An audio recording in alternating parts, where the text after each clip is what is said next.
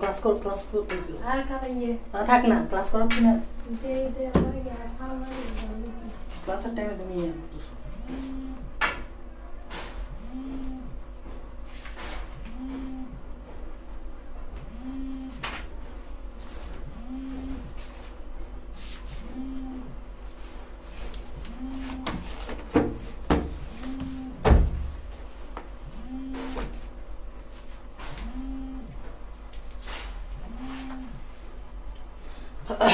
আসসালামু আলাইকুম রহমতুল্লাহি ওয়া বারাকাতুহু। তোমরা সবাই কেমন আছো? আমাকে একটু বলো তো, আমার কথা শোনা যাচ্ছে কিনা তোমরা একটু কষ্ট করে আমাকে জানাও যে ভাইয়ার কথা শোনা যাচ্ছে কিনা, কষ্ট করে আমাকে একটু জানাও। আমার কথাটা শোনা যাচ্ছে কিনা আমাকে একটু জানাও।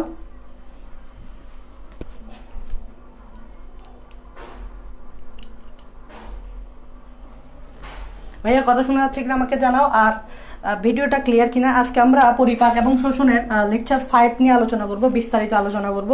তো তোমরা সবাই যারা ফার্স্ট থেকে দেখতেছো তারা শেষ পর্যন্ত থাকবা, অনেক কিছু শিখতে পারবা। এবং তোমরা এখন সবাইকে মেনশন করে দাও, তোমাদের ফ্রেন্ডদেরকে একটু মেনশন করে দাও, তোমাদের ফ্রেন্ডদেরকে একটু মেনশন করে দাও, তোমাদের যতগুলা ফ্রেন্ড আছে সবাইকে আমাদের ভিডিও এই লাইভের ভিডিওতে মেনশন করে দাও আর লাইভটা একটু শেয়ার করো। তোমরা জানো যে তোমাদেরকে একটু বলি যে আমরা কালকে আগামীকাল রবিবার,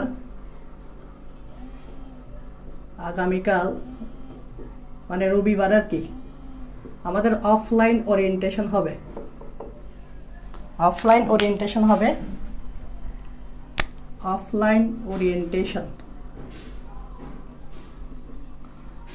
ওরিয়েন্টেশন হবে এবং সবাই আসার চেষ্টা করবা। আমি কয়েকজন শিক্ষককে আনার চেষ্টা করেছি যাতে তোমাদেরকে দিক নির্দেশনা দিতে পারে। তার মধ্যে সাদমান আবির ভাই একজন। তোমরা জানো যে সাদমান আবির ভাই অনেক মোটিভেশনাল স্পিচ দেয়, তোমরা ওনারা যারা ক্লাস করছো তারা জানো। আমি চিন্তা করেছি ওনাকে আনতে পারলে খুব ভালো হয়।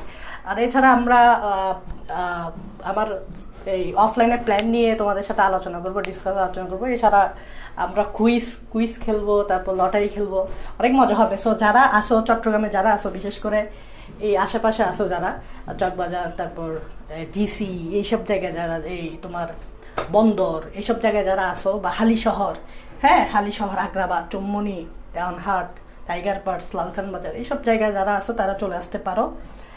আমরা সন্ধ্যা 6:30টায় আমি বলে দিছি, সেটা হচ্ছে সন্ধ্যা 6:30টায়। ঠিক আছে, তোমরা সবাই চলে আসবে, 21 বলো 22 বলো, সবাই চলে আসবা।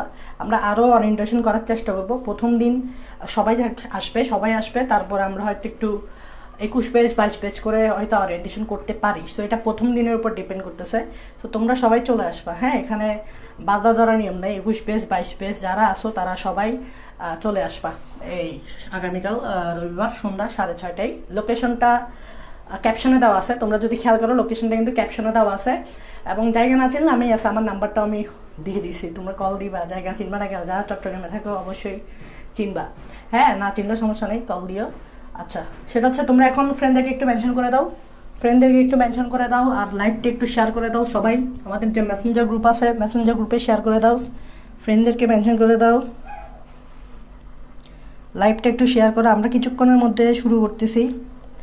ফ্রেন্ডদেরকে মেনশন করো, লাইভটা একটু শেয়ার করো।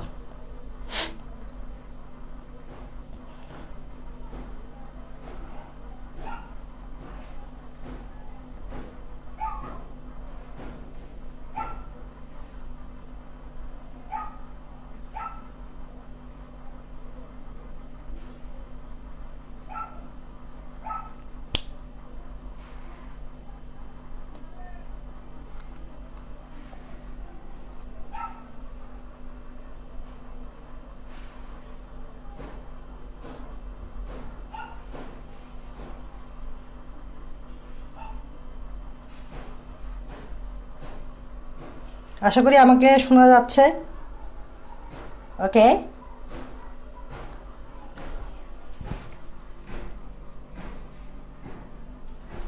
আচ্ছা তোমরা 11 জন মাত্র, তোমরা একটু আর ফ্রেন্ডদেরকে একটু মেনশন করো, ফ্রেন্ডদেরকে মেনশন করে দাও, লাইভটা একটু শেয়ার করে দাও কষ্ট করে। মাত্র 11 জন তোমরা। এই 11 জনটা কয়জনে গিয়ে শেষ হয় এটা আমার আসলে আইডিয়া নেই। এই 11 জনটা লাইভ শেষ হওয়ার সাথে সাথে কয়জনে গিয়ে শেষ হয় এটা আমার কোনো আইডিয়া নেই, ঠিক আছে? সো তোমরা একটু থাকার চেষ্টা করবা। আচ্ছা দেখো, আমরা গত ক্লাস যারা করছো, যারা আসলে এগুলো ইউটিউবে দেওয়া আছে, দেখা যাচ্ছে কি যে রেকর্ডেড ক্লাসও অনেকেই করে না। ইউটিউব ঘাটলেই বোঝা যায় যে ইউটিউবে কারা কি দেখতেছে, এগুলা শো করে।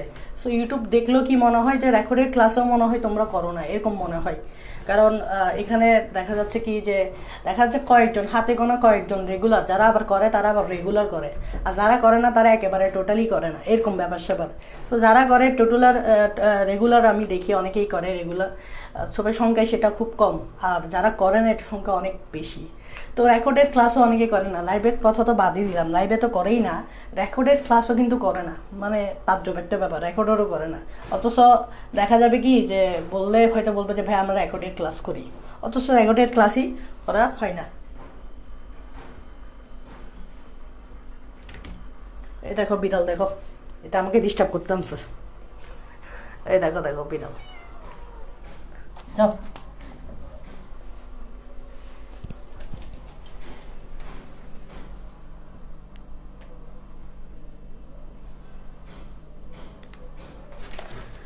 ওকে চলো আমরা লাইভটা শুরু করি।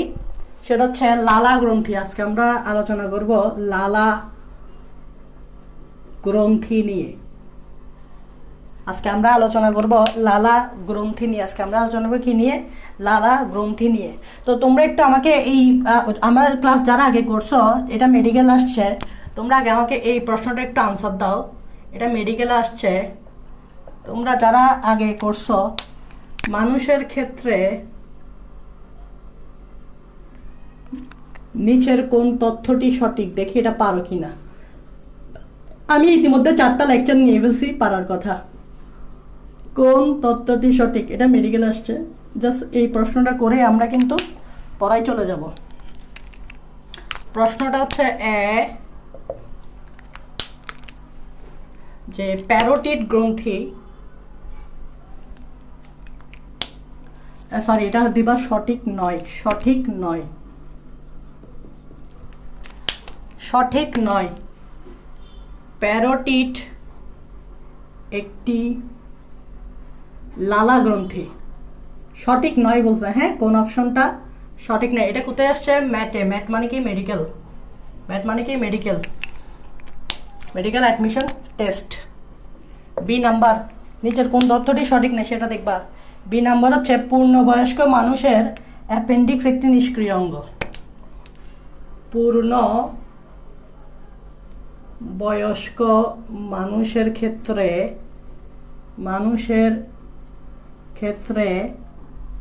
অ্যাপেন্ডিক্স একটি নিষ্ক্রিয় অঙ্গ। এটা হচ্ছে বি নাম্বারে দিছে। তারপর সি নাম্বারে কি দিছে দেখি আমরা, তোমরা ইতিমধ্যে হয়তো আনসার পাই যাবা। সেটা হচ্ছে জিহ্বার পিছনের অংশের স্বাদকোরক মিষ্টতা। জিহ্বার পিছনের অংশের স্বাদকোরক,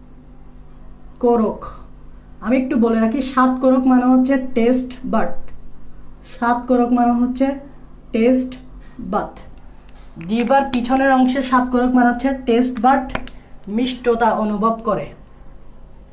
মিষ্টতা মানে মিষ্টি আর কি, মিষ্টতা অনুভব করে। ডি নাম্বার হচ্ছে গলনালী প্রায় 25 সেন্টিমিটার লম্বা। অন্ননালী, হ্যাঁ, অন্ননালী প্রায় 25 সেন্টিমিটার লম্বা। দেখি বলো এখানের মধ্যে কোনটা ঠিক নয়, সঠিক নয়? মানুষের ক্ষেত্রে নিচের কোন তথ্যটি সঠিক নয়? মানুষের ক্ষেত্রে নিচের কোন তথ্যটি সঠিক নয়? তোমরা একটু এটা বলো, তোমরা এটা একটু বলো, মানুষের ক্ষেত্রে নিচের কোন তথ্যটি সঠিক নয়? মানুষের ক্ষেত্রে নিচের কোন তথ্যটি সঠিক নয়? প্যারোটিড একটি লালা গ্রন্থি, এটা কি সঠিক নয়? পূর্ণবয়স্ক মানুষের ক্ষেত্রে অ্যাপেন্ডিক্স একটি নিষ্ক্রিয় অঙ্গ, এটা কি সঠিক নয়? অন্ননালী প্রায় 25 সেন্টিমিটার লম্বা, এটা কি সঠিক নয়? আমার ক্লাস করলে পারার কথা। জিহ্বার পিছনের অংশের স্বাদকরক মানে টেস্ট বার্ড মিষ্টতা অনুভব করে। এই চারটার মধ্যে কোনটা সঠিক নয়? এ, বি, সি, ডি, আমাকে একটু জানাও।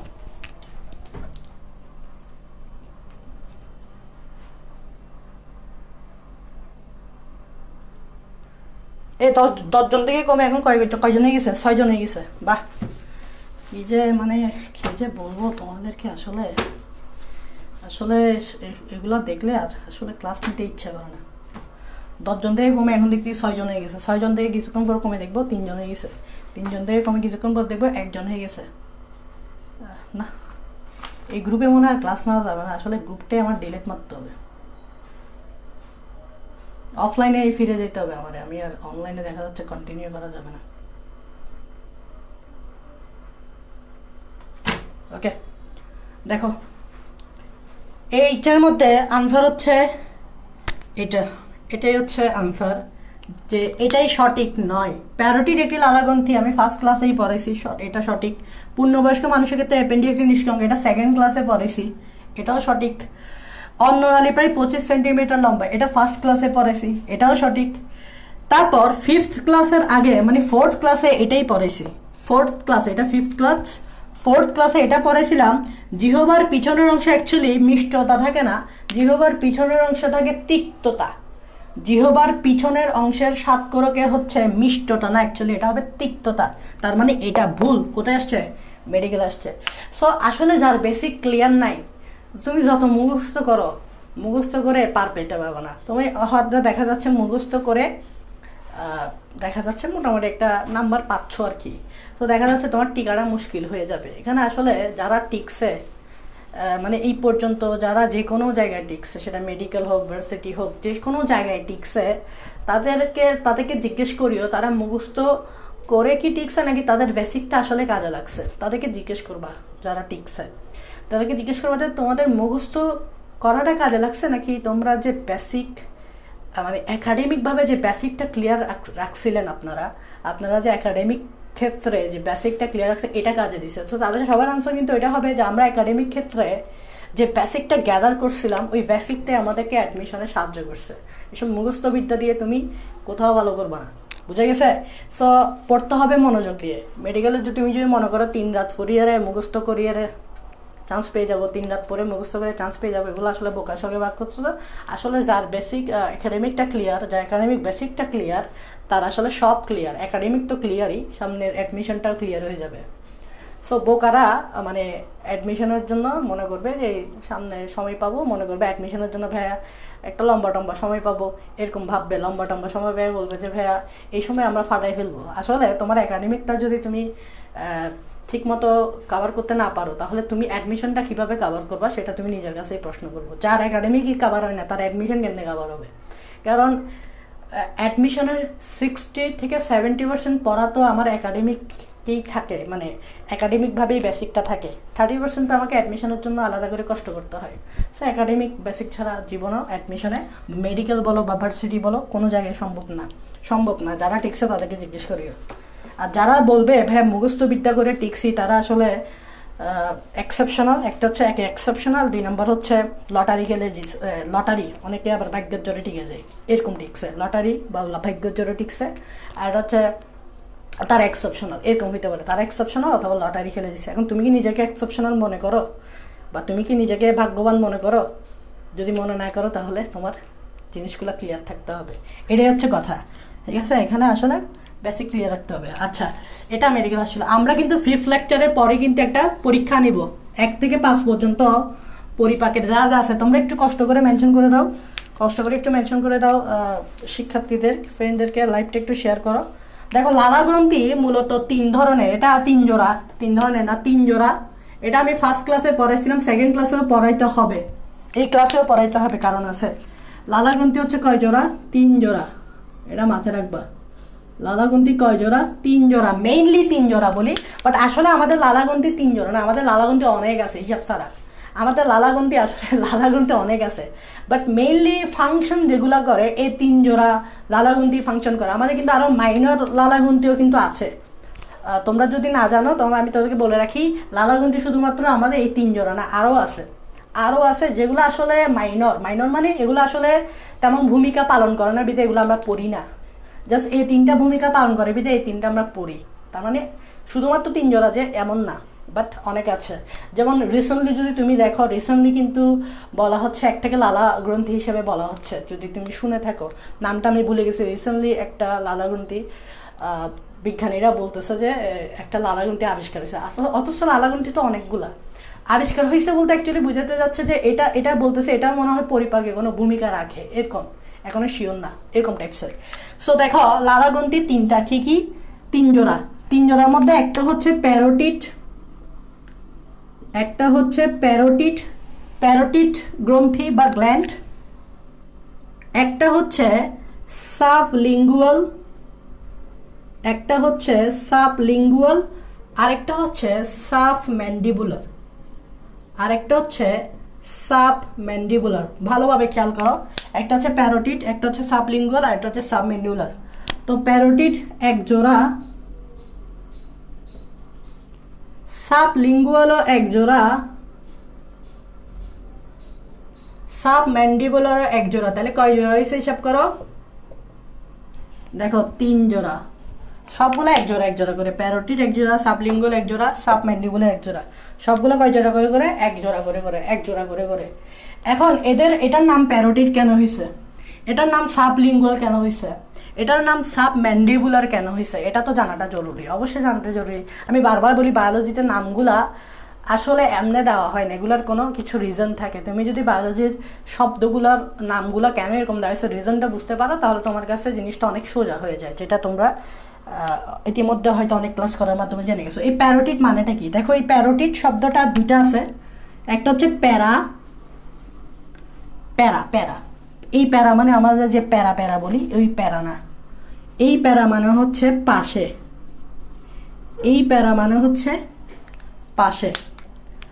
আর আরেকটা হচ্ছে ওটিট অ্যাকচুয়ালি ওটিট বলে না, এটাকে বলে ওটিস। এগুলো আসলে গ্রিক শব্দ, ইংরেজি শব্দ না। এই ওটিস মানে হচ্ছে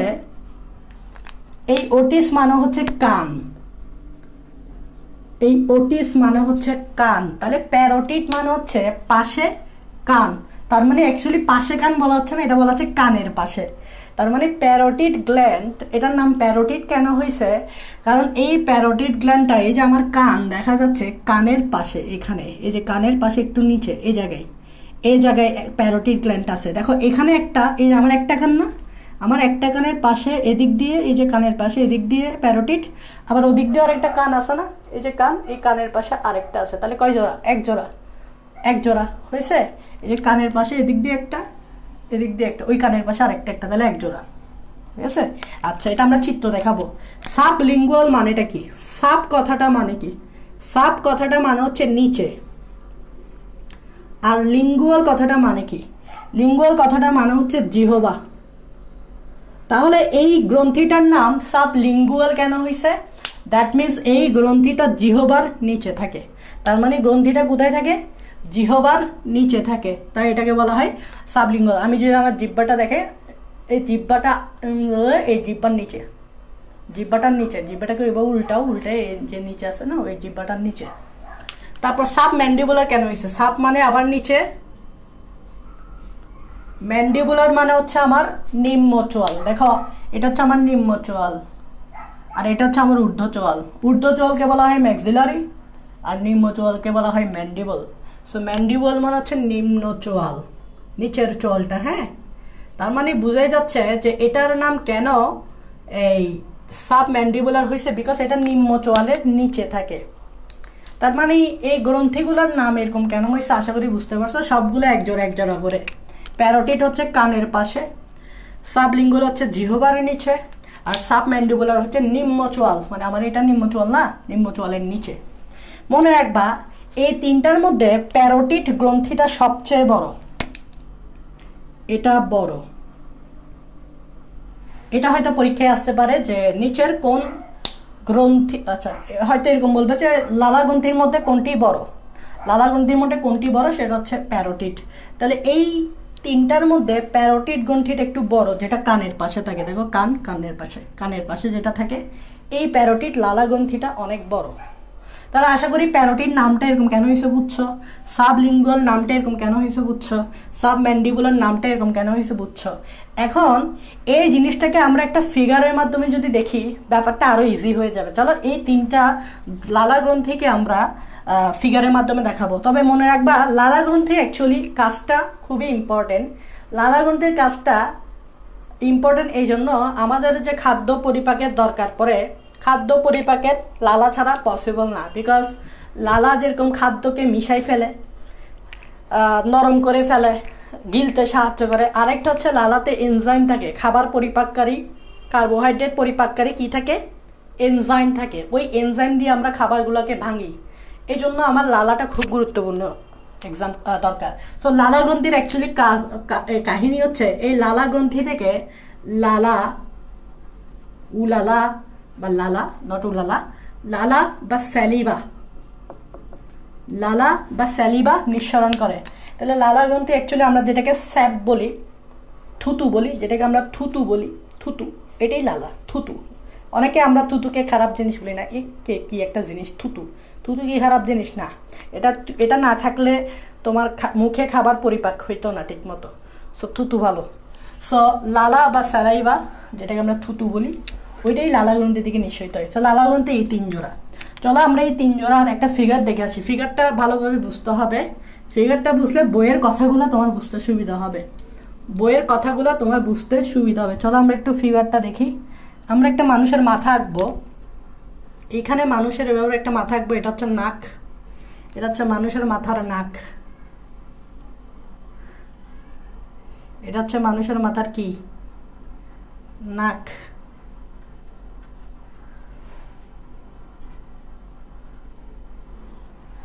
এটা হচ্ছে মানুষের মাথার নাক, ওইটা নাক।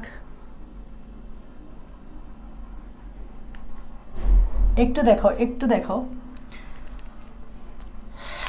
এটা হচ্ছে ঊর্ধ্ব চোয়াল, এটা হচ্ছে নিম্ন চোয়াল। এখানে দাঁত থাকবে, এখানে এভাবে কি থাকবে, এগুলো হচ্ছে দাঁত আর কি।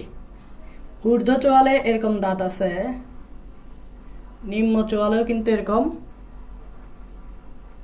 দাঁত আছে। তারপর ঊর্ধ্ব চোয়াল এবং নিম্ন চোয়ালের মাঝখানে জিহ্বা থাকবে। তো এদিক দিয়ে ভাই একটু, এদিক দিয়ে কি দেখাচ্ছি, এদিক দিয়ে আমি একটা জিহ্বা দেখাচ্ছি। এটা হচ্ছে তোমার জিহ্বা।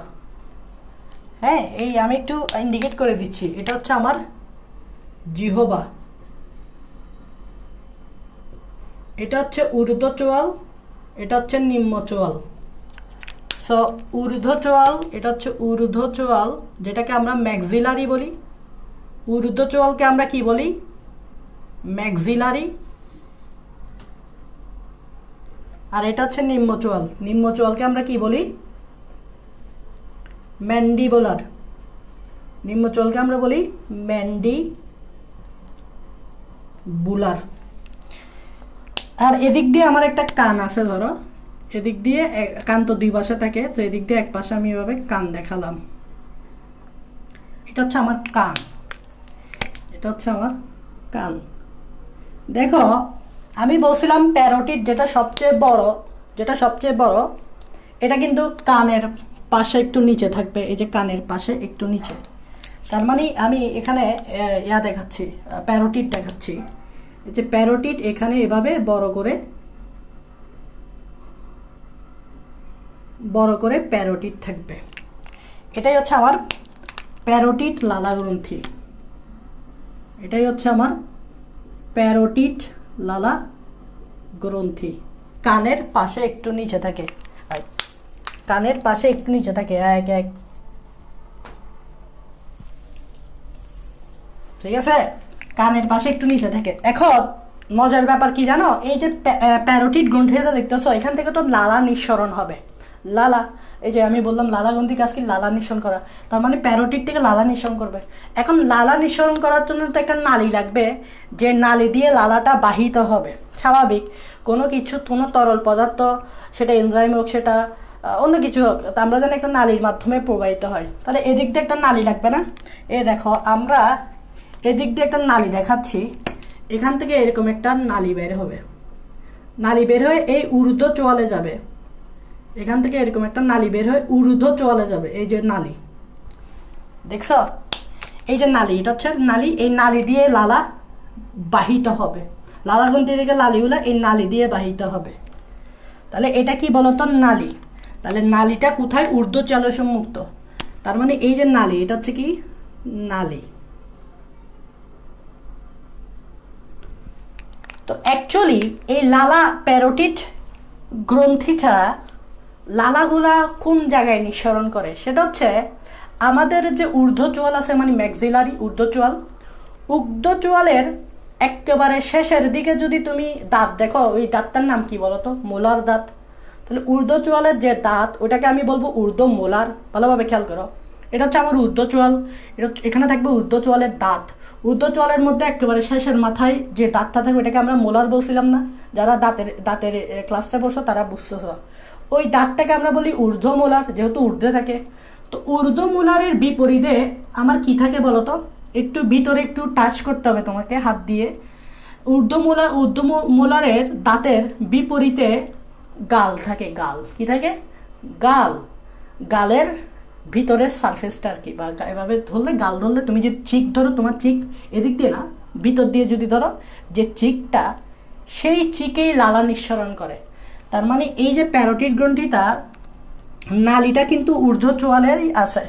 তো ঊর্ধ্ব চোয়ালের যে ঊর্ধ্বমূলার দাঁত আছে, ঊর্ধ্বমূলার দাঁতের বিপরীতে, মানে তোমার যে চিক আছে, চিকেই মূলত লালাটা নিঃসরণ করে। এই জন্য তুমি যখন এভাবে জিহ্বা দিয়ে তোমার গালের ভিতরে টাচ করবা, টাচ করো, গালের ভিতরে যখন টাচ করবা, তখন দেখবে এখান থেকে সালাইভা বাইর হবে, মানে লালা বাইর হবে। এখানেই আছে মূলত তোমার এই প্যারোটিড লালা গ্রন্থি। আর এই লালাটা আসছে কেমনি? এই নালীটা দিয়ে। তার মানে এখানে তোমার বইয়ে কিছু কথা লিখছে, সেটাই আমি বুঝাইছি। তাহলে কথাগুলো আমি একটু লিখে দিচ্ছি। কথাগুলো হচ্ছে এরকম যে প্যারোটিডের যে নালীটা আছে, প্যারোটিডের নালী ঊর্ধ্ব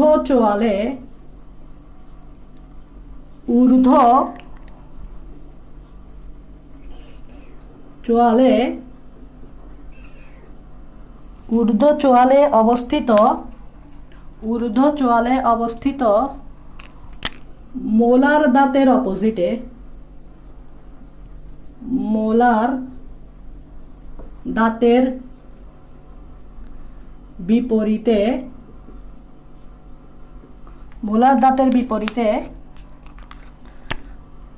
গালে উন্মুক্ত। গাল মানে চিক আর কি, গালে উন্মুক্ত। তার মানে এই যে নালীটা ঊর্ধ্ব চোয়ালে অবস্থিত মোলার দাঁতের বিপরীতে, বিকজ সবার লাস্টে হচ্ছে মোলার দাঁতই থাকে। মোলার দাঁতের বিপরীতে থেকে গালে গিয়ে সেটা উন্মুক্ত হয়। এই জন্য তুমি যদি জিহ্বাটা গালে টাচ করো, ওখান থেকে তুমি সালাইভা পাবা। ওখান থেকে কি পাবা? সালাইভা পাবা। এই সালাইভাটা পাচ্ছি কার কারণে? এই প্যারোটিডের এই নালীটা ওখানে গিয়ে উন্মুক্ত হওয়ার কারণে, প্যারোটিড থেকে নালীটা। এবার আসো সাবলিঙ্গুয়াল। আমি বলছি জিহ্বার নিচে থাকে। দেখো, এটা জিহ্বার নিচে থাকে। তাহলে এই যে সাবলিঙ্গুয়ালটা এই জায়গায় থাকবে, আমি এখানে দেখাচ্ছি। এই জায়গাটা হচ্ছে সাবলিঙ্গুয়াল, এবং এখান থেকে যে নালীটা বাইর হয়, এই নালীটা জিহ্বার নিচে গিয়ে উন্মুক্ত হবে। সাবলিঙ্গুয়াল থেকে যে নালীটা বাইর হয়, এটা জিহ্বার নিচে গিয়ে উন্মুক্ত হবে নালীটা। কারণ জিহ্বার নিচে যদি তুমি টাচ করো, ওখান থেকে সালাইভা নিঃসরণ হবে। এই নালীটা ওখানে গিয়ে উন্মুক্ত হওয়ার কারণে এখান থেকে সালাইভাগুলা জিহ্বার নিচে গিয়ে পৌঁছায়।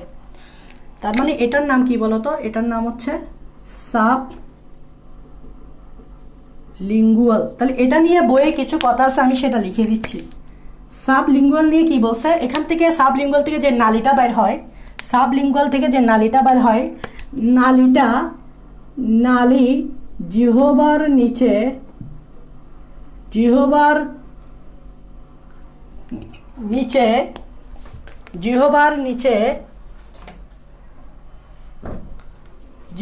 নিচে ফ্রেনুলামে, এই লাইনটা একটু ভালোভাবে পড়বো, এটা অনেকে বুঝবে না। ফ্রেনুলামে উন্মুক্ত। একটু খেয়াল করবা, এই লাইনটা বয়ে আছে। ফ্রেনুলাম কিন্তু অ্যাকচুয়ালি তোমরা হয়তো এই জিনিসটা বুঝবা না যে এই যে জিহবা থেকে সরি সাবলিঙ্গুয়াল থেকে যে নালীটা বাইর হয়েছে সেটা জিহবার নিচে ফ্রেনুলামে উন্মুক্ত। তোমরা কিন্তু ফ্রেনুলাম চিনো না, কারণ কি কিন্তু মানে এমনি নামটা বুঝতেছো না ফ্রেনুলাম কি। বাট তুমি যদি তোমার জিহবাটাকে এরকম করো, জিহবার নিচে একটা পাতলা পর্দা দেখবা যেটা জিহবাকে লাগাম দিয়ে রাখে, মানে জিহবাকে ধরে রাখে। তুমি একটু তোমার জিহ্বা দেখবা এরকম করলে এটার নিচে একটা পাতলা একটা পর্দা আছে যেটা মনে হচ্ছে জিহবাকে ধরে রাখছে, এটাই হচ্ছে ফ্রেনুলাম। তাহলে আমি ধরো একে দিক দিয়ে যদি এভাবে একটা জিহবা আঁকি, ঠিক জিহবার নিচে একটা পাতলা এরকম একটা পাতলা একটা পর্দা দেখা যায়, এরকম একটা পাতলা পর্দা দেখা যায় যেটা জিহবাকে ধরে রাখছে। এই পাতলা পর্দাটাকে বলে ফ্রেনুলাম। তাহলে ফ্রেনুলাম সম্বন্ধে তুমি কি লিখবা? ফ্রেনুলাম হচ্ছে কি বলতো? ফ্রেনুলাম হচ্ছে অনেকটা জিহবার লাগাম মানে কি?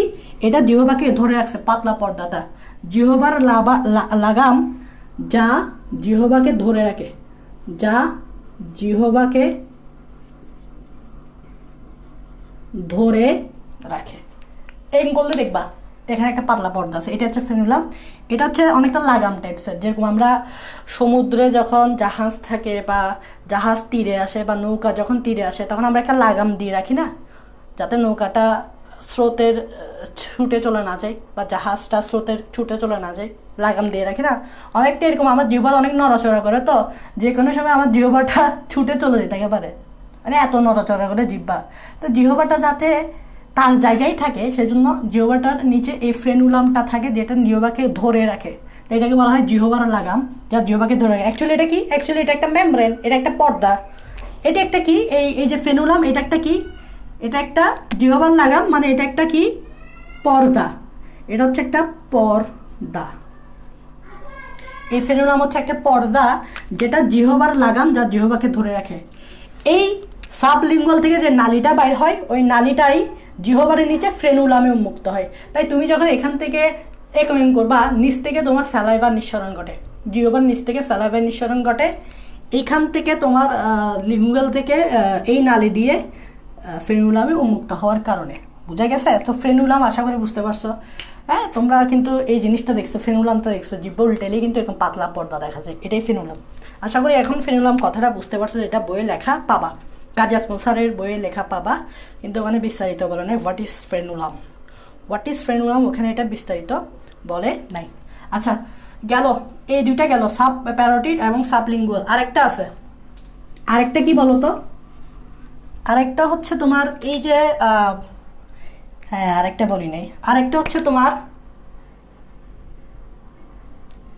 এই এদিক দিয়ে আরেকটা থাকে যেটা নিম্ন চল। এখান থেকে একটা কারেন্ট চলে গেছে।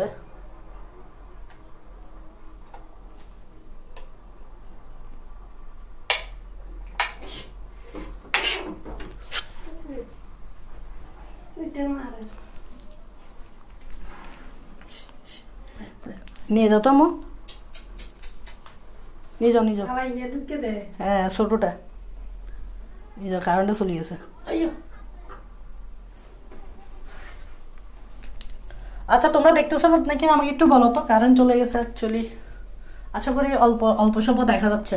আচ্ছা, এটা দেখো, এখান থেকে একটা নালী বাইর হয়, এখান থেকে একটা নালী গিয়ে কোথায় গিয়ে উন্মুক্ত হচ্ছে? দেখো, নালী বাইরে হইতে হবে, কারণ এখান থেকে স্যালাইভার নিঃসরণ ঘটবে, তো নালী দিয়ে না আগে, স্যালাইভারটা নালী দিয়েই তো যেতে হবে। তো নালী দিয়ে কোথায় যাচ্ছে দেখো তো? নিম্ন চোয়ালের নিচে। এই যে নালীটা নিম্ন চোয়ালের নিচে, তার মানে এটাকে আমরা বলছিলাম হচ্ছে তোমার সাবম্যান্ডিবুলার।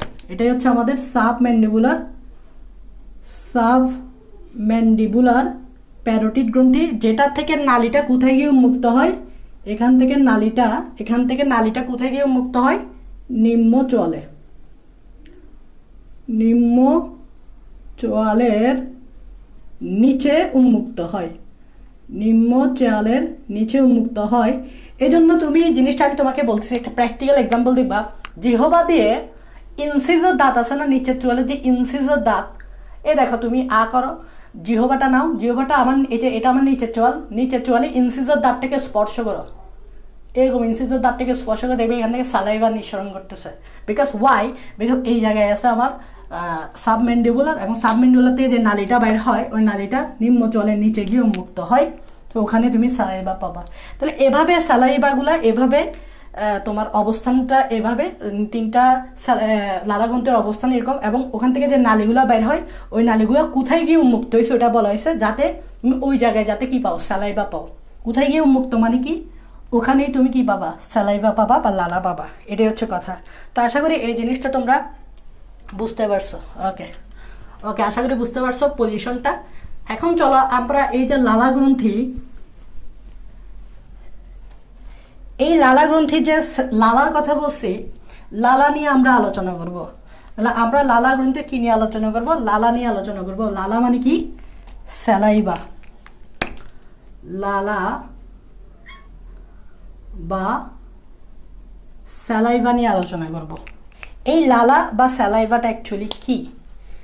এটা অ্যাকচুয়ালি কিছু না, অনেকটা পানি টাইপসের, যেটাকে আমরা থুতু বলি। এই লালা বা স্যালাইভাটাকে আমরা কি বলি, থুতু বলি। তো থুতু দেখলেই মনে হয় পানি টাইপসের। তো অ্যাকচুয়ালি এখানে অধিকাংশ পানি থাকে।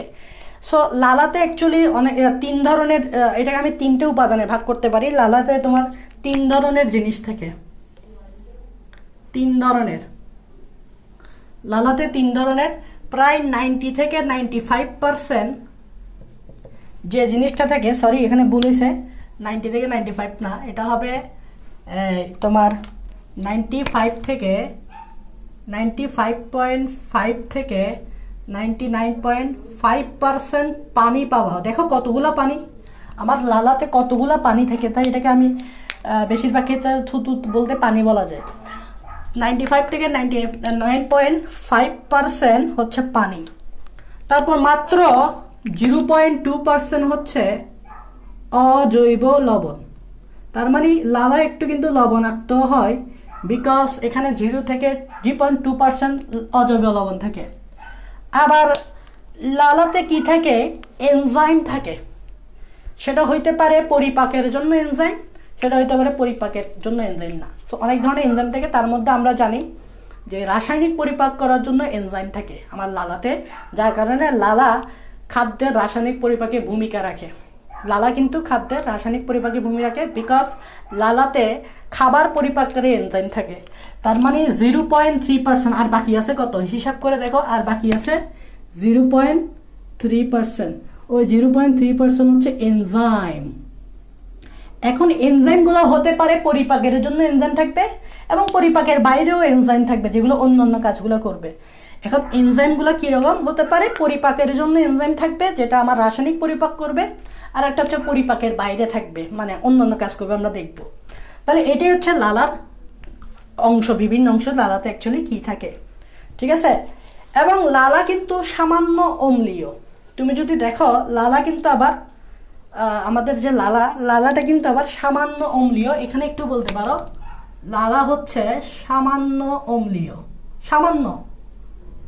সামান্য অম্লীয় বিদায় আমাদের মুখ গহ্বরের পরিবেশটা, আমাদের মুখ গহ্বরের যে পিএইচটা কিন্তু এরকম অম্লীয় রেঞ্জে থাকে। সামান্য যেহেতু অম্লীয়, তাহলে পিএইচের রেঞ্জ হচ্ছে তোমার যে মুখ গহ্বরের যে পিএইচ সামান্য অম্লীয়, তাই মুখ গহ্বরের পিএইচ হচ্ছে, এটা ইম্পর্টেন্ট, মুখ গহ্বরের পিএইচ হচ্ছে, পিএইচ তো মানে বুঝো, মুখ গহ্বরের পিএইচের রেঞ্জ হচ্ছে 6.2 থেকে 7.4। দেখো পিএইচের মান যত 7-এর কম হবে ওটা বোঝায় অম্লীয়, পিএইচের মান 7-এর বেশি হলে এটা বোঝায় ক্ষারীয়, আর পিএইচের মান 7 হলে বোঝায় নিউট্রাল। সো পিএইচের মান দেখো 7-এর থেকে একটু কম হয়েছে, মানে 6-এ গেছে, তা আমি মোটামুটি বলতে পারি এটা একটু অম্লীয়, বলতে বেশি অম্লীয় বলবো না, কারণ বেশি অম্লীয় তখন বলবো পিএইচের মান যখন 3 হয়, 4 হয়, 5 হয়, তখন আমি মোটামুটি বেশি অম্লীয় বলতে পারি। এর আগে তো বেশি অম্লীয় বলা যাবে না। সো এই জন্য সামান্য অম্লীয় বলা যায়। তাই মুখ গহ্বরে আমাদের পিএইচ 6.2 থেকে 7.4-এর মধ্যেই থাকে। আশা করি এই জিনিসটা বুঝতে পারছো। তারপর আমাদের যে সুস্থ মানুষ, একজন সুস্থ মানুষ প্রতিদিন 1200 থেকে 1500 1200 থেকে 1500 মিলিলিটার লালা ক্ষরণ করে। এটা হয়তো ভর্তি পরীক্ষাতে আসতে পারে বা তোমাদের এমসিকিউতে আসতে পারে। একজন সুস্থ মানুষ প্রতিদিন 1200 থেকে 1500 মিলিলিটার লালা ক্ষরণ করে। একজন সুস্থ মানুষ প্রতিদিন 1200 থেকে 1500 মিলিলিটার লালা ক্ষরণ করে। তো আশা করি লালার সম্বন্ধে একটা আইডিয়া হয়েছে। লালাতে বেশিরভাগ পানি থাকে, কিছু অজৈব লবণ থাকে, 0 থেকে 3% পানি থাকে। অজৈব লবণগুলো কী কী একটু জানাটা জরুরি। এখন অনলি লবণ তো লবণ হিসেবে থাকে না, আয়ন হিসেবে থাকে। কেটায়ন এনায়ন, এটা তো তোমরা জানো যে লবণ কেটায়ন হিসেবে থাকে, এনায়ন হিসেবে থাকে। সো এখানে লবণগুলো কেটায়ন এবং এনায়ন হিসেবে থাকবে। কীরকম কী কী কেটায়ন? এই লবণের মধ্যে যে যে ক্যাটায়নগুলো থাকবে, একটা হচ্ছে সোডিয়াম প্লাস, খুবই কমন লবণ। আরেকটা লবণ হচ্ছে পটাশিয়াম প্লাস, এটাও খুবই কমন, আমি মুছে দিব, তোমরা লিখো। আরেকটা হচ্ছে ক্যালসিয়াম 2+ থাকে, এগুলো হচ্ছে কেটায়ন। এনায়নের মধ্যে থাকে তোমার ফসফেট, তারপর থাকে হচ্ছে তোমার কার্বনেট, তারপর মারাত্মক ইম্পর্টেন্ট যেটা খুবই গুরুত্বপূর্ণ সেটা হচ্ছে বাইকার্বনেট। এটা খুবই গুরুত্বপূর্ণ, বাইকার্বনেটটা কেন আসবে সামনে। সো এই লবণগুলা থাকে, লবণ তো লবণ হিসেবে থাকে না, ক্যাটায়ন অ্যানায়ন হিসেবে থাকে। সো এই জিনিসগুলো আমরা আমাদের লালাতে পাবো, মানে থুতুতে পাবো। এটা খুবই একটু ইম্পর্টেন্ট, এটা সামনে আসবে, বাইকার্বনেট আয়ন। আচ্ছা, আর 0.3% থেকে এনজাইমগুলো কী কী একটু দেখবো। তো আমি একটু এই জিনিসটা একটু মুছে দিচ্ছি। হ্যাঁ, এগুলো একটু তোমরা লিখে ফেলতে পারো। আচ্ছা, আরেকটা লিখি নেই, সরি, এটাও গুরুত্বপূর্ণ, সেটা হচ্ছে ক্লোরিন মাইনাস। ক্লোরিন মাইনাসটাও কিন্তু দরকার, ক্লোরিন মাইনাসটাও কিন্তু দরকার লালাতে। সো এবার আসো আমরা এটা একটু মুছে দিই,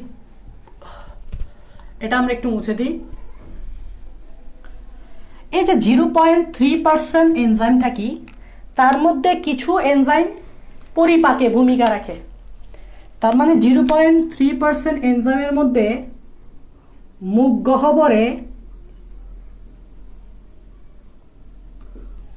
গহ্বরে খাদ্যের রাসায়নিক পরিপাকে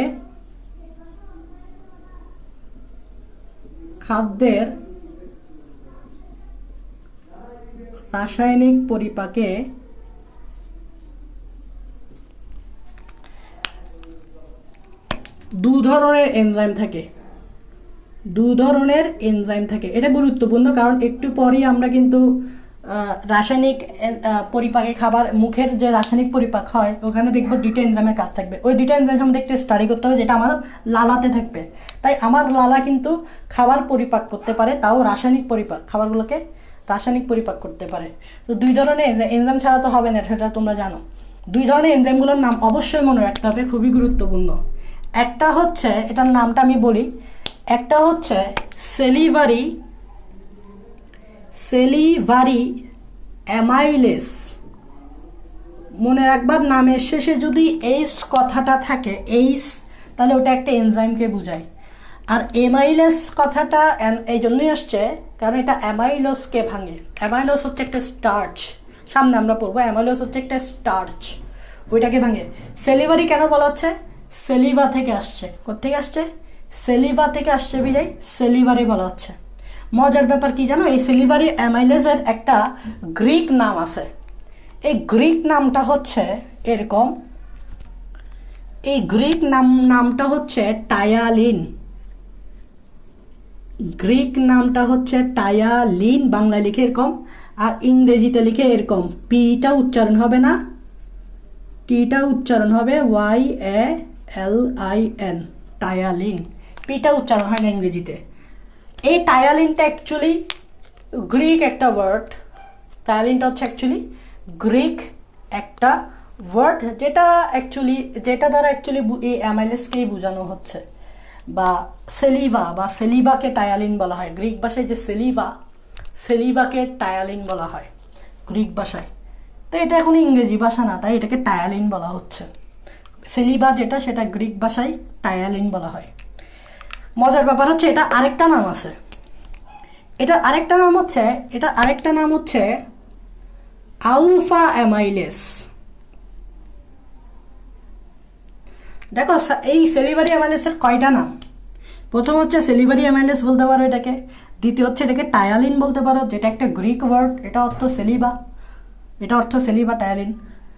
আর আরেকটা নাম বলতে পারো আলফা অ্যামাইলেস। মনে রাখবা এই সেলিভারি অ্যামাইলেস 3 ধরনের হইতে পারে, আলফা, বিটা, গামা।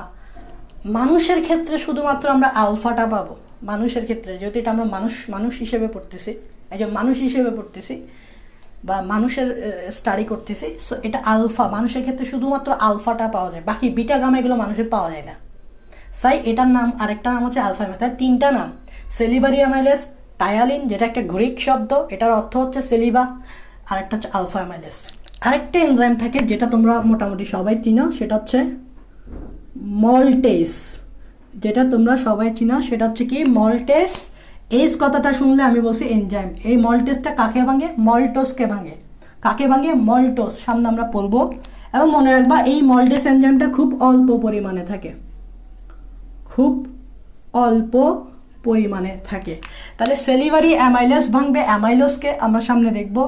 মল্টেস ভাঙবে মল্টোসকে, এটাও আমরা সামনে দেখবো। যারা অ্যামাইলেস মানে বুঝো, অ্যামাইলোস বুঝো না, মল্টোস বুঝো না, সেগুলোও বুঝবো, কোনো সমস্যা নাই। আচ্ছা ভাইয়া, শুধুমাত্র এনজাইম বলতে কি এই রাসায়নিক পরিপাকের জন্য এনজাইম থাকে, আর কোনো এনজাইম থাকে না? থাকে ভাইয়া, তবে ওই এনজাইমগুলোর সাথে রাসায়নিক পরিপাকের কোনো সম্পর্ক নেই। মানে লালাতে কিন্তু যে 0.3% এনজাইম বসে, তার মধ্যে 2টা এনজাইম তো পাইছি যেটা আমার পরিপাকে ভূমিকা রাখে। এখন আরেকটা এনজাইম সম্বন্ধে জানবো, সেটা কিন্তু পরিপাকে ভূমিকা রাখে না, তবে ওটা লালাতে থাকে। সেই এনজাইমটার নাম হচ্ছে, এখানে লিখতেছি দেখো,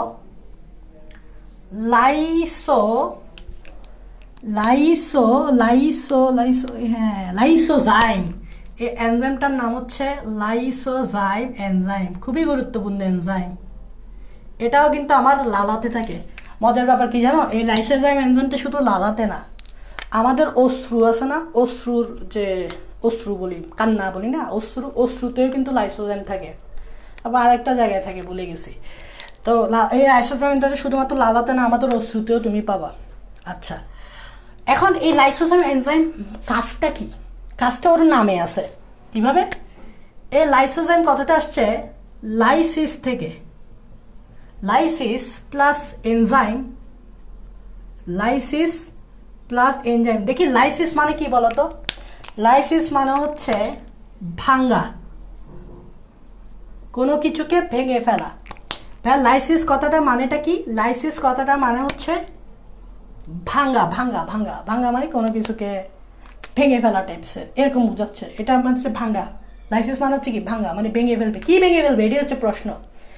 দেখো, তুমি যখন খাবার খাও, তোমার কি মনে হয় খাবারের সাথে সাথে তুমি ব্যাকটেরিয়া খাই ফেলতেছো না? কারণ ব্যাকটেরিয়া হচ্ছে অনেক ছোট জিনিস, যেটা খালি চোখে দেখাই যায় না। আমরা খাবার একটা ফেলায় রাখলে তো এখানে অনেক ব্যাকটেরিয়া থাকে খাবারের মধ্যে, অনেক।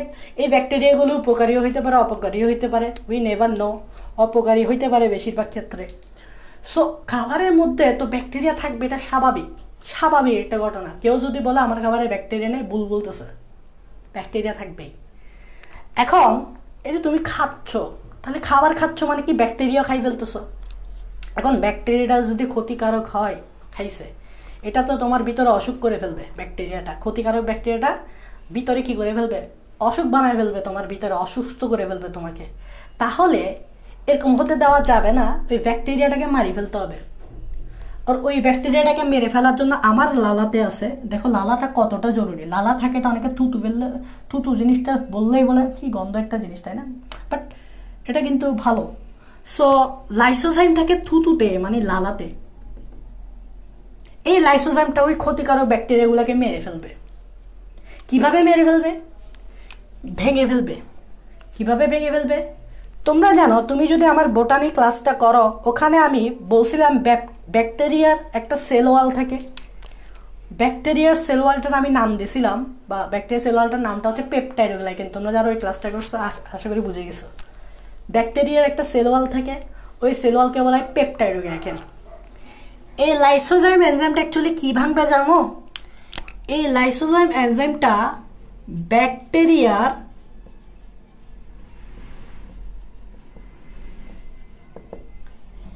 পেপটাইডোগ্লাইকেন সেল ওয়াল ভেঙে ফেলে। পেপটাইডোগ্লাইকেন সেল ওয়াল ভেঙে ব্যাকটেরিয়াকে মেরে ফেলে, ব্যাকটেরিয়াকে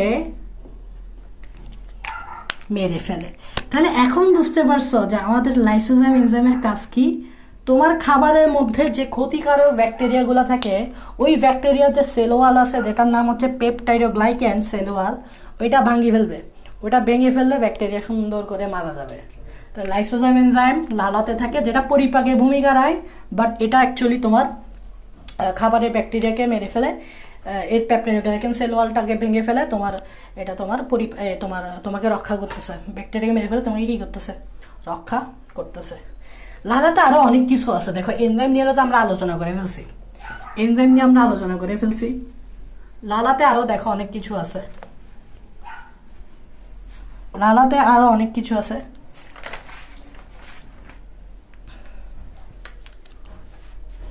দেখো, অনেকটা আমি বলছিলাম যে লালা, এই জিনিসটা, লালাটা অ্যাকচুয়ালি তোমার খাদ্যকে নরম, ভিজিয়ে নরম করে ফেলে, খাদ্যকে পিচ্ছিল করে ফেলে, যাতে ইজি এটা গলা দিয়ে নামে। দেখো, শুকনা খাবার যদি গলা দিয়ে নামে, তোমার গলাটা খসখসে লাগবে বা তোমার গলায় একটু সমস্যা দেখা যাবে যদি শুকনা খাবার কিন্তু গলা দিয়ে নামে। যেমন চিপস, চিন্তা করো, চিপস যদি শুকনাই থাকে গলার ভিতরে, এই চিপস জিনিসটা নামতে হইলে তো তোমার গলা দিয়ে কীরকম অবস্থা করবে? খুশখুশ হবে। তো চিপস জিনিসটা বাইরের দিকে রাফ হইলেও ভিতরে লালা সংস্পর্শে কিন্তু ভিজে যায়, ভিজে নরম হয়ে যায় এবং পিচ্ছিল হয়ে যায়, পিচ্ছিল হয়ে যায়। তাহলে খেয়াল করো, লালা জিনিসটা খাবারটাকে ভিজাই ফেলতেছে, ভিজাই ফেলতেছে। ভিজাই ফেললে কি হয়? তোমার রাফ জিনিসটা আর থাকে না, খাবারের রাফ জিনিসটা আর থাকে না। আরেকটা জিনিস কি, নরম করে ফেলতেছে খাবারটাকে, নরম। দেখো চিপস, দেখো শক্ত, মুখে গেলে কিন্তু নরম হয়ে যায়, এটা লালার কারণে হচ্ছে, নরম করে ফেলতেছে। আরেকটা ইম্পর্টেন্ট যেটা, সেটা হচ্ছে পিচ্ছিল করে ফেলতেছে, যাতে ইজিলি গলা দিয়ে নামে। পিচ্ছিল হইলে স্লিপ খাইতো, তো গলা দিয়ে ইজিলি নামতে পারে। তার মানে এই যে খাদ্যকে যে পিচ্ছিল করতেছে, খাদ্যকে যে পিচ্ছিল করতেছে, এই পিচ্ছিলটা লালাই করতেছে। এখন লালার কোন জায়গাটা করতেছে? সেটা হচ্ছে লালা কিন্তু মিউকাস নিঃসরণ করে, এটা আমরা সামনে একটু পরে দেখব। লালা কিন্তু মিউকাস নিঃসরণ করে। আমার যে লালা, এটা আমি লালা লিখতেছি, লালা যেটা সেটা হচ্ছে মিউকাস নিঃসরণ করে। সামনে একটু পর দেখবো মিউকাস নিঃসরণ করবে, দেখবা।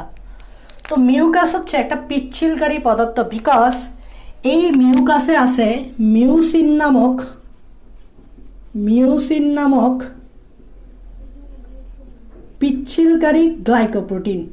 এই লালাতে আছে, মানে লালাতে আছে মিউকাস নিঃসরণ করে। মিউকাসে আছে মিউসিন নামক পিচ্ছিলকারী গ্লাইকোপ্রোটিন মানে হচ্ছে এখানে দুইটা পার্ট। প্রোটিন হচ্ছে প্রোটিন, গ্লাইকো মানে হচ্ছে কার্বোহাইড্রেট। তো গ্লাইকোপ্রোটিন মানে হচ্ছে কার্বোহাইড্রেট এবং প্রোটিনের সমন্বয়ে গঠিত একটি পদার্থ।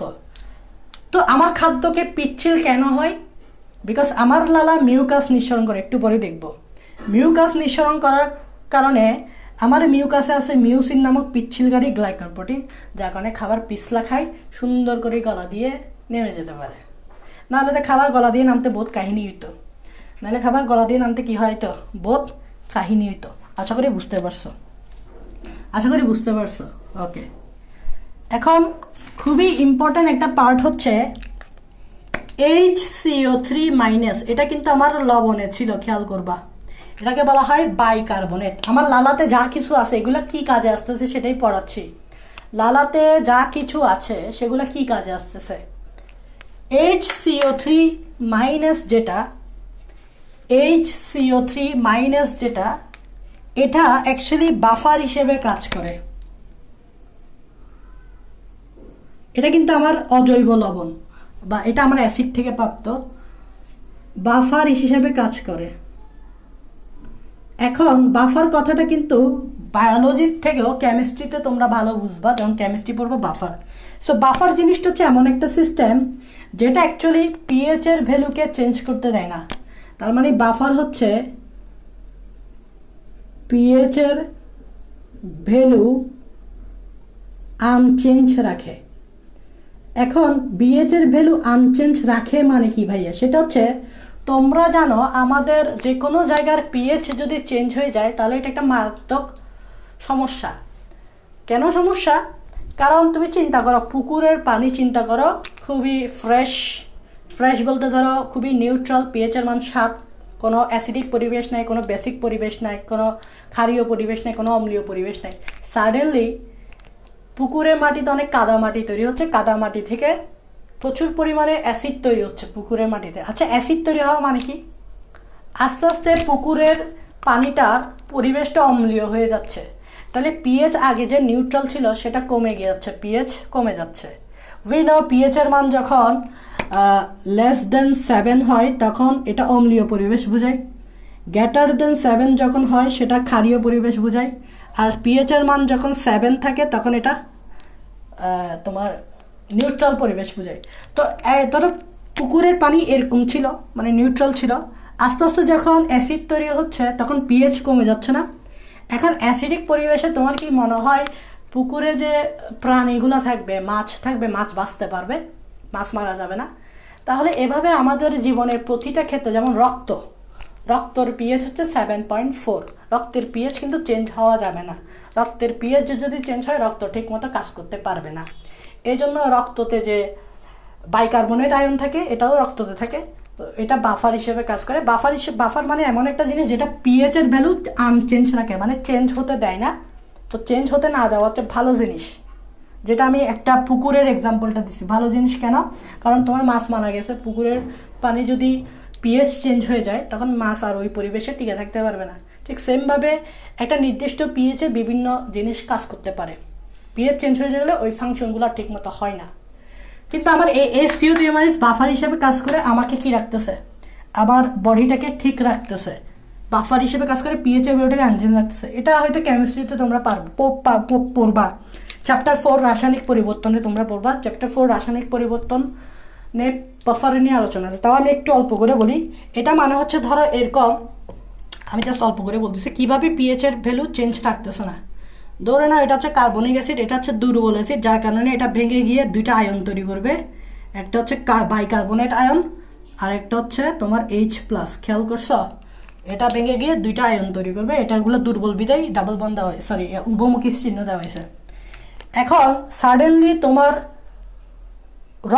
রক্ত কথা চিন্তা করো, বা যে কোনো জায়গায় চিন্তা করো, অম্লীয় অ্যাসিড বেশি বেশি প্রডিউস হচ্ছে, বা তুমি ধরো এখানে বেশি বেশি অ্যাসিড যোগ করতেছো। আচ্ছা বলো তো, অ্যাসিড যোগ করা মানে কি? H+ যোগ করা না? অ্যাসিড যোগ করা মানে কি? তুমি বাইরে থেকে এই H+টা অ্যাড করতেছো। এই H+টা অ্যাড করা মানে কি? অ্যাসিড অ্যাড করতেছো, বিকজ H+ মানে অ্যাসিডই থাকে। তার মানে তুমি বাইরে থেকে অ্যাসিড অ্যাড করতেছো। এখন একটু আগে আমি বলছি যদি অ্যাসিডের পরিমাণটা বেড়ে যায় তাহলে পিএইচ কমে যাবে, তাহলে পিএইচ এর ভ্যালু তো চেঞ্জ হয়ে যাচ্ছে, সমস্যা না? অ্যাসিড যোগ করতেছো মানে কি? পিএইচ এর ভ্যালু চেঞ্জ হয়ে যাচ্ছে, বিকজ H+ বেশি বেশি বাড়তেছে। H+ বাড়লে পিএইচ কমে।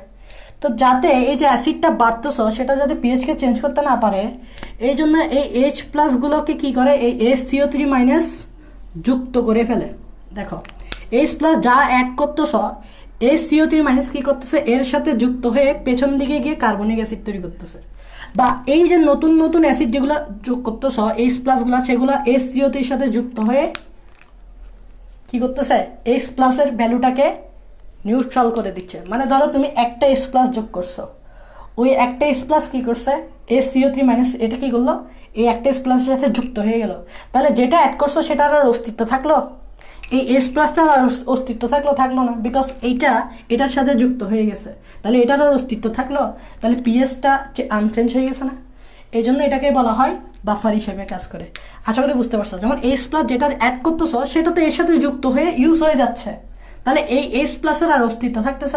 তার মানে তুমি যেটাই অ্যাড করো না কেন সেটা তো এই HCO3- সাথে যুক্ত হয়ে যাবে। যার মানে যেটা অ্যাড করতেছো সেটা আর থাকতেছে না ওখানে, দ্যাট মিনস H+ বাড়তেছে না। H+ না বাড়া মানে পিএইচ না কমা, মানে পিএইচ এর ভ্যালু চেঞ্জ হবে না। এটাই মানে বাফার বলা হয়। সো এইভাবে HCO3 বাফার হিসেবে কাজ করে। আশা করি বুঝতে পারছো। কেমিস্ট্রি বললে আরো ভালোভাবে বুঝবা। ওকে, এখন তোমরা একটা জিনিস খেয়াল করছো, লালার এই পানির কাজ কি? লালাতে যে পানি থাকে, দেখো বেশিরভাগই পানি, 95.5 থেকে 99.5% হচ্ছে পানি হচ্ছে লালাতে। এই পানির কাজ কি কখনো চিন্তা করছো কি হইতে পারে লালার? হ্যাঁ, এই পানির কাজ আছে।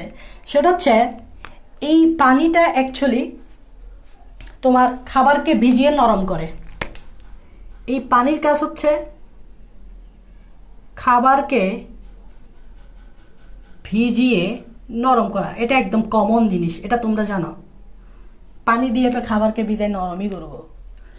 আরেকটা ইম্পর্টেন্ট কাজ যেটা তোমরা জানো না, সেটা হচ্ছে এই পানিটা আমার যখন জিহ্বার উপরে থাকবে, মানে সালাইভাটা যখন জিহ্বার উপরে থাকবে, জিহ্বার উপরে থেকে টেস্ট বাড, এটা আমি গত ক্লাসে পড়েছি, জিহ্বার উপরে থাকে টেস্ট বাড।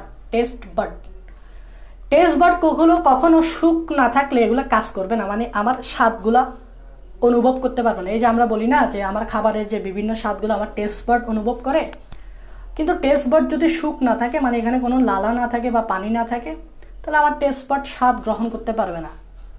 তার মানে লালাতে পানি থাকার কারণে আমার টেস্ট বাডটা ভিজা থাকে, আর টেস্ট বাডটা যখনই ভিজা থাকে তখন কোনো খাবার পড়লেই টেস্ট বাড বুঝতে পারে বা টেস্ট বাড স্বাদ গ্রহণ করতে পারে। তাহলে ভিজা থাকতে হবে, টেস্ট বাডকে কী থাকতে হবে? ভিজা থাকতে হবে। তাহলে ভেজা খাদ্য কি করে? ভেজা খাদ্য টেস্ট বাড দ্বারা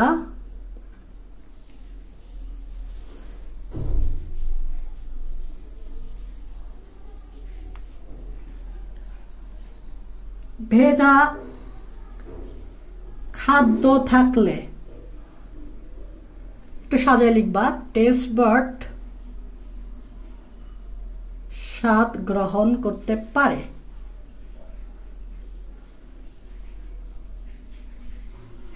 টেস্ট বাড স্বাদ গ্রহণ করতে পারে। ভেজা খাদ্য, শুকনো খাদ্য টেস্ট বাড স্বাদ গ্রহণ করতে পারবে না। এটা হচ্ছে পানির কাজ। আশা করি বুঝতে পারছো। এই লালা আমি এখানে অ্যাকচুয়ালি কি পড়াই ফেলছি জানো? আমি এখানে অ্যাকচুয়ালি তোমার লালা গ্রন্থির গঠনটা পড়াইছি, প্রথমে যে পিকচারগুলো দেখাইছি, তারপর লালার উপাদানগুলো পড়াইছি, লালার ভিতরে কি কি থাকে সেগুলো দেখাইছি, তারপর লালার কাজও পড়াই ফেলছি। তাহলে এখানে আমি তিনটা জিনিস পড়েছি: লালার গঠন, মানে লালা কোথায় কোথায় থাকে অবস্থান, গঠন অবস্থান, এবং তোমার দেখাইছি লালার উপাদানগুলো, লালাতে কি কি উপাদান থাকে, পানি থাকে, এনজাইম থাকে, জৈব লবণ থাকে, অজৈব লবণ থাকে। তারপর দেখাইছি লালার বিভিন্ন কাজ। এই তিনটা জিনিস আমরা পড়াই ফেলছি, যেটা তোমরা লালা যদি পড়ো, লালা গ্রন্থি যদি পড়ো, এই আমি যা পড়েছি তাই পাবা। এখন মূলত তোমাদের একটা কথা বলি, এই লালা পড়তে হয় কেন জানো? অ্যাকচুয়ালি লালা যদি না থাকতো তাহলে লালাতে যে খাদ্য পরিপাককারী এনজাইমগুলো আছে ওগুলো থাকতো না, আর খাদ্য পরিপাককারী এনজাইম না থাকলে আমার খাবারটা পরিপাক হইতো না। তো লালা থাকাটা কিন্তু জরুরি। সো লালার একটা ভূমিকা হচ্ছে খাদ্যের গহ্বরে খাদ্যের রাসায়নিক পরিপাকে ভূমিকা রাখা। খাদ্যের কি? রাসায়নিক পরিপাকে ভূমিকা রাখা। তো আমরা এরপরে কিন্তু দেখব লালা ভিতরে যে এনজাইমগুলো থাকে, লালাতে যে এনজাইমগুলো থাকে ওগুলা কিভাবে আমার খাবারকে রাসায়নিকভাবে পরিপাক করে, ভেঙে ফেলে। তার আগে আমাকে দেখতে হবে লালার যদি ভিতরের অংশটা যদি আমরা একটু দেখতে চাই জুম করে, ধরো বাইরে থেকে তো আমি লালা দেখলাম, বাইরে থেকে আমার এই হাতটা দেখা যাচ্ছে। এখন তুমি জানতে চাচ্ছ আমার হাতের ভিতরের গঠনটা কীরকম, সেটা জানতে চাচ্ছ। এরকমভাবে আমরা ধরো লালার এরকম একটা অংশ এভাবে কেটে লালার ভিতরে কি আছে আমরা মাইক্রোস্কোপের সাহায্যে দেখতে চাচ্ছি। তো মাইক্রোস্কোপের সাহায্যে তুমি যদি লালার ভিতরের অংশ দেখতে চাও তাহলে লালাকে এরকম দেখাবে, খুবই ইম্পর্টেন্ট। দেখো, মাইক্রোস্কোপের সাহায্যে যদি লালার ভিতরের অংশ দেখতে চাও, লালাকে এরকম দেখাবে।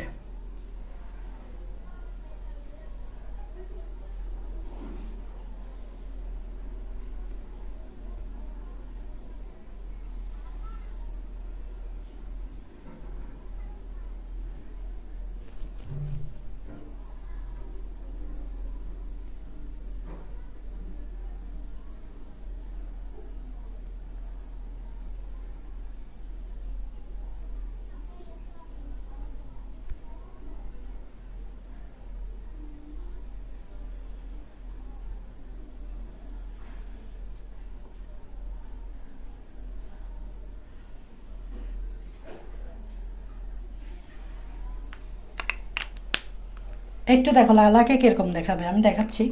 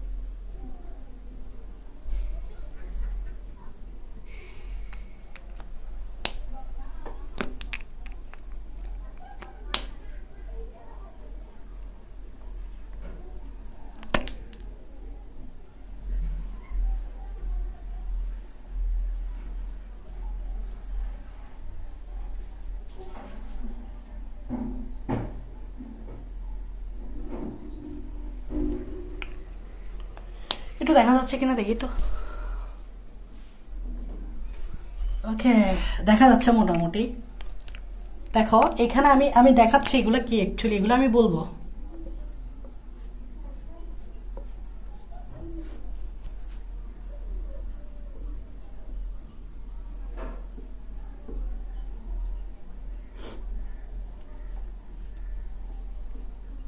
এগুলো এক একটা সেল, হ্যাঁ এগুলো এক একটা সেল, এভাবে দিবা, সেল দিবা।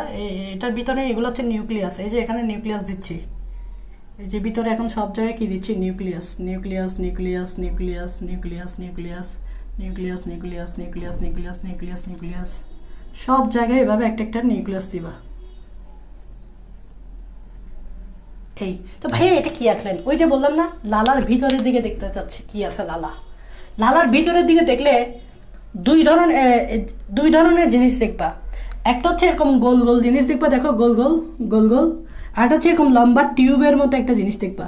এটা তোমরা হয়তো দেখতে পাচ্ছ না, এটাকে আমরা আরেকটু শর্ট না, ঠিক আছে এভাবেই লিখি, ঠিক আছে এভাবেই দেখি। হ্যাঁ, এটা হচ্ছে টিউবের মতো আর এটা হচ্ছে গোল গোল। এগুলো হচ্ছে গোল গোল গোল গোল কিছু দেখা যায়, এটা হচ্ছে টিউবের মতো দেখা যায়, ঠিক আছে। আর এটা হচ্ছে নালী, ওই যে লালা থেকে নালী বের হয়ে বসি না, তাহলে এটা হচ্ছে কি বলতো, এই জিনিসগুলো কি বলতো, এই জিনিসগুলো এগুলো হচ্ছে লালার নালী। নালা থেকে আমরা বলি না নালী বাইর হয়, নালী। এবং নালীর ভিতরে এগুলো কি সেল, এপিডার্মাল সেল। এগুলো কি এপিডার্মাল সেল, এগুলোকে বলা হয় নালীর সেল। এগুলো কি বলা হয়, এগুলোকে কি বলা হয়, নালীর সেল। নালীর এপিডার্মাল সেল বলতে পারো, এপিডার্মাল সেল, নালীর এপিডার্মাল সেল। তো দেখো এরকম গোল গোল কিছু থাকে, আর একটা হচ্ছে টিউবের মতো এরকম থাকে। গোল গোল যেগুলো থাকে এগুলোর একটা নাম আছে। গোল গোল যেগুলো থাকে এগুলাকে কি বলে জানো, গোল গোল এদিকে একটা এদিকে একটা, আচ্ছা এদিকে আমি আর দেখাচ্ছি না। গোল গোল যেগুলো থাকে এগুলোকে বলা হয় সেরাস। একটু খেয়াল করবা, সেরাস অ্যাসিনাস, সেরাস অ্যাসিনাস বা অ্যাসিনিও বলতে পারো, সেরাস অ্যাসিনাস। আচ্ছা এখানে অনেকগুলো যেহেতু আছে তো অ্যাসিনি বলবো, অ্যাসিনি বলবো, সেরাস অ্যাসিনি। এই গোল গোল যেগুলো এগুলোকে বলা হয় সেরাস। তাহলে এটা যদি সেরাস অ্যাসিনি হয় গোলটা, এটাও কিন্তু সেরাস অ্যাসিনি। আর এটা হচ্ছে টিউবের মতো দেখতে না, এটাকে বলা হয় মিউকাস অ্যাসিনি।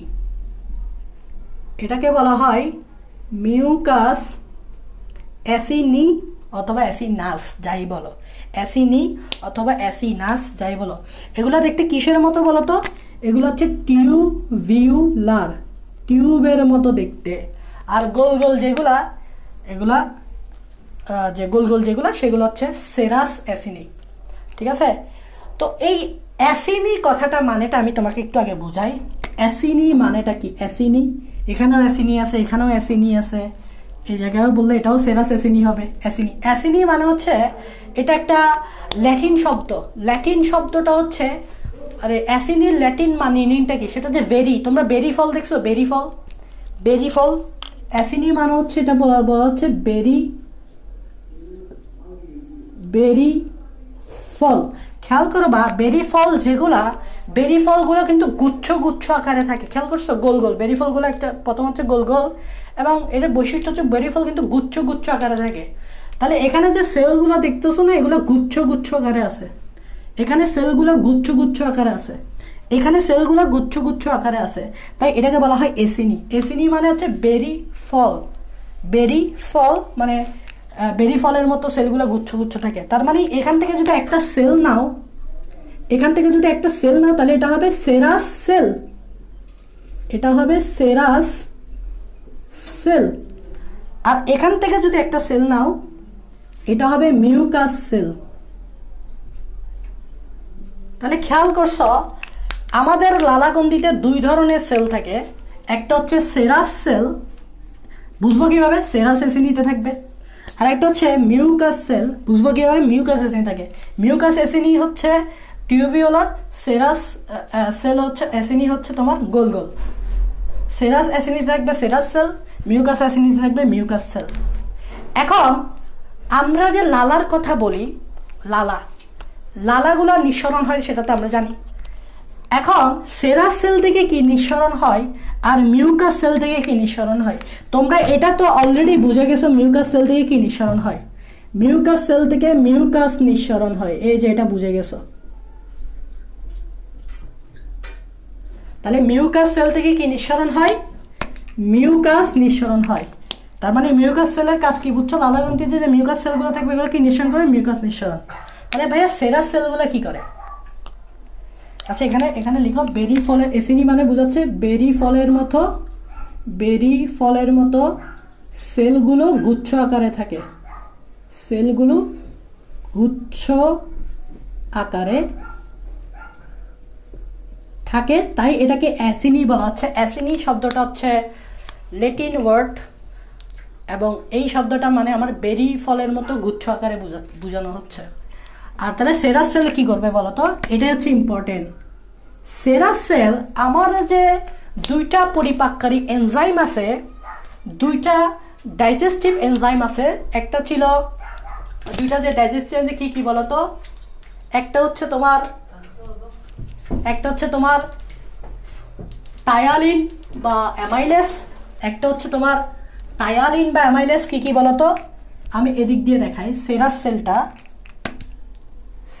সেলটা কি নিঃসরণ করবে? একটা হচ্ছে টায়ালিন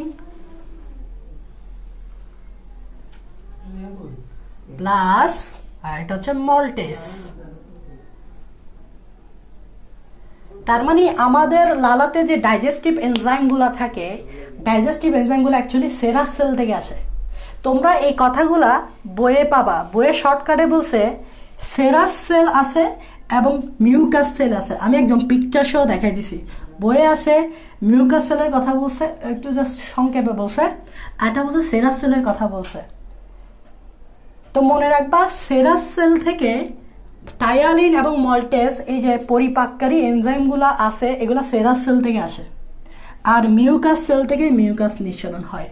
আর এটাই হচ্ছে আমার একটা লালার ভিতরের অংশ। একটা লালার ভিতরে দুই ধরনের সেল থাকে, একটা হচ্ছে সেরাস সেল আর একটা হচ্ছে মিউকাস সেল। মিউকাস সেল থেকে মিউকাস নিঃসরণ হয়, এগুলো দেখতে টিউবিওলার টাইপসের। আর সেরাস সেল থেকে পরিপাককারী এনজাইম নিঃসরণ হয় যেগুলো হচ্ছে গোল টাইপসের, এবং এগুলা এই নালি দিয়ে যাবে। খেয়াল করো, এটা নালি না, এই যে দেখো নালি, এই যে মিউকাসগুলো এখান থেকে নিঃসরণ হয়ে এই নালি দিয়ে যাবে।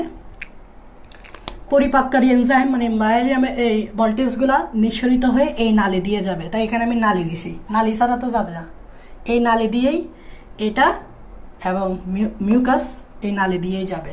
সো আশা করি তোমরা এখন বুঝতে পারছো আমার যে লালার যে মিউকাসটা আছে কোন জায়গা থেকে আসে।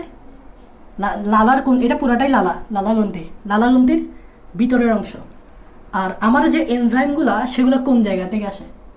লালার কোন জায়গা? সেরাস সেল থেকে আসে, আর এটা আসে মিউকাস সেল থেকে। আশা করি তোমরা বুঝতে পারছো। আশা করি এই অংশটা তোমরা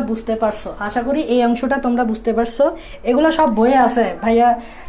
তোমরা হয়তো অনেকে বলতেছো ভাইয়া মনে হয় বইয়ের বাইরে থেকে পড়াচ্ছে। না ভাইয়ার, বইয়ের ভিতরে যে একটা লাইন আছে না, হ্যাঁ আমি অনেক সময় বইয়ের বাইরে থেকেও পড়াই, তো আমি বলবো না যে আমি শুধু বইয়ের ভিতরের অংশগুলোই পড়াই, আমি আবার বইয়ের বাইরে থেকে পড়াই। বাট এখানে এই টপিকটা কিন্তু সেরাস সেল এবং মিউকাস সেল বইয়ের ভিতরেই আছে, মানে এই দুইটার সম্বন্ধে আলোচনা করছে, বাট বিস্তারিত আলোচনা করে নাই। সো আমি এখানে বলে মানে একবার সেরাস সেল পরিপাককারী এনজাইম নিঃসরণ করে লালাতে যে পরিপাককারী এনজাইমগুলো থাকে এগুলো সেরাস সেল নিঃসরণ করে, আর লালা গ্রন্থিতে যে মিউকাস সেল থাকে এগুলো মিউকাস নিঃসরণ করে। এবার মজার একটা ঘটনা দেখো। আমরা তো পড়ছি ভাইয়া লালা গ্রন্থি তিনটা। ভাই আপনি তো পড়াইছেন লালা গ্রন্থি তিনটা, প্যারোটিড, সাবলিঙ্গুয়াল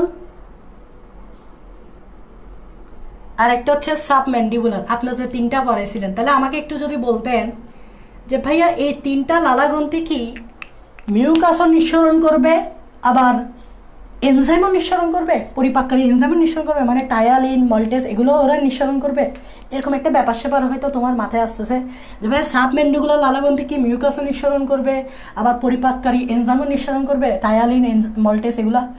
সাবলিঙ্গুয়াল কি ভাইয়া মিউকাস নিঃসরণ করবে আবার পরিপাককারী এনজাইমও নিঃসরণ করবে। প্যারোটিড কি লালা নিঃসরণ করবে, আবার পরিপাককারী এনজাইম মানে টায়ালিন এগুলোও নিঃসরণ করবে? এরকম একটা প্রশ্ন আসতে পারে না? তো মনে রাখবা, একদম মনে রাখবে এভাবে, এই সাবম্যান্ডিবুলারে থাকে সেরাস অ্যাসিনি, সাবম্যান্ডিবুলারে থাকে সেরাস অ্যাসিনি, সাবলিঙ্গুয়ালে থাকে মিউকাস অ্যাসিনি। সাবম্যান্ডিবুলারে লালাগ্রন্থিতে থাকে সেরাস অ্যাসিনি, সাবলিঙ্গুয়াল লালাগ্রন্থিতে থাকে মিউকাস অ্যাসিনি, আর প্যারোটিডে থাকে এই দোনোটা, মানে সেরাস অ্যান্ড মিউকাস অ্যাসিনি। এই জন্যই আমি বলছিলাম যে প্যারোটিড সবচেয়ে বড়।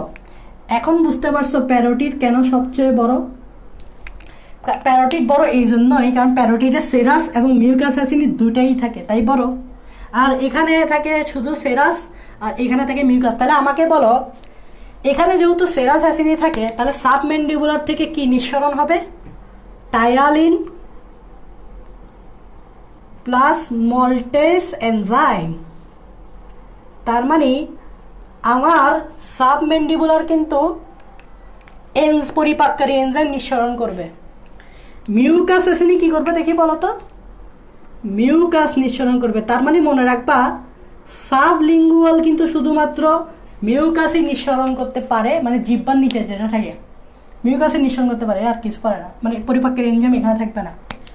আর প্যারোটিডে কি বলতো?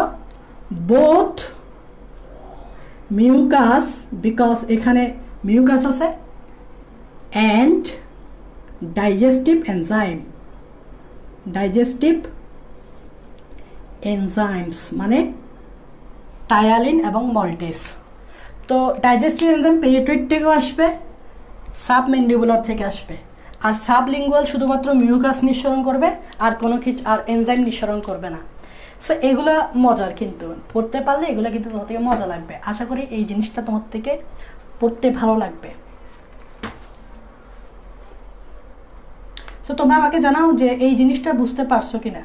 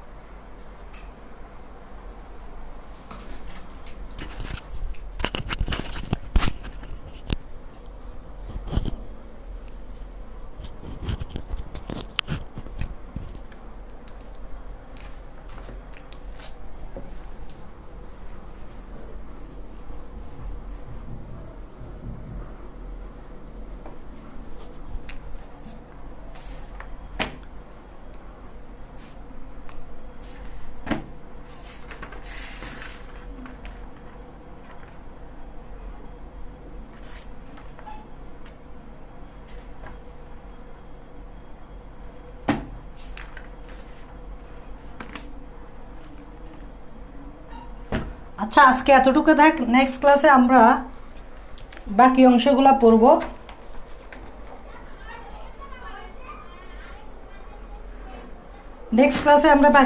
পড়ব। আজকে এতটুকুতে থাক।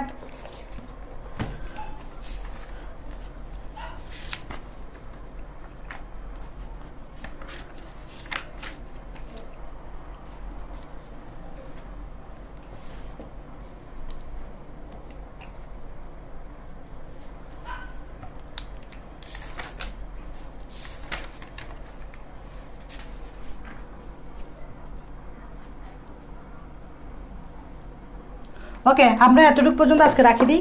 নেক্সট ক্লাসে আমরা মুখ গহ্বরে খাদ্যের রাসায়নিক পরিপাকটা পড়ব। রাসায়নিক পরিপাক বলতে মুখ গহ্বরে খাবারে কোন ধরনের পরিপাক হয় এবং ওখানে কোন কোন এনজাইমগুলো কাজ করে। ধরো কার্বোহাইড্রেট জাতীয় খাবারে পরিপাক হয়, কার্বোহাইড্রেট জাতীয় খাবারগুলো কিভাবে ভেঙে সরল খাবারে পরিণত হয় সেগুলো দেখবো, এবং কিছু লজিক্যাল প্রশ্ন দেখবো, যে লজিক্যাল প্রশ্নগুলো তোমাকে বই পড়ার সময় অনেক প্রশ্নের আনসার দিয়ে দিবে, কারণ তোমরা বই পড়ার সময় অনেক প্রশ্ন নিজ থেকে উদ্গত হয়।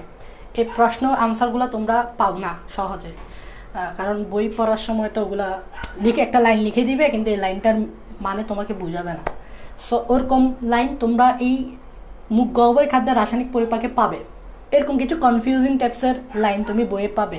ওই কনফিউজিং টাইপসের লাইনগুলা বুঝতে হয়, বুঝলে তোমার ওগুলার একটা স্যাটিসফ্যাক্টরি একটা আনসার পাওয়া যায়। হ্যাঁ, একটা তোমার সন্তুষ্টমূলক একটা আনসার পাওয়া যায়। সো এই জন্য আমরা নেক্সট ক্লাসে এটা পড়বো। এই পর্যন্ত থাক আজকে।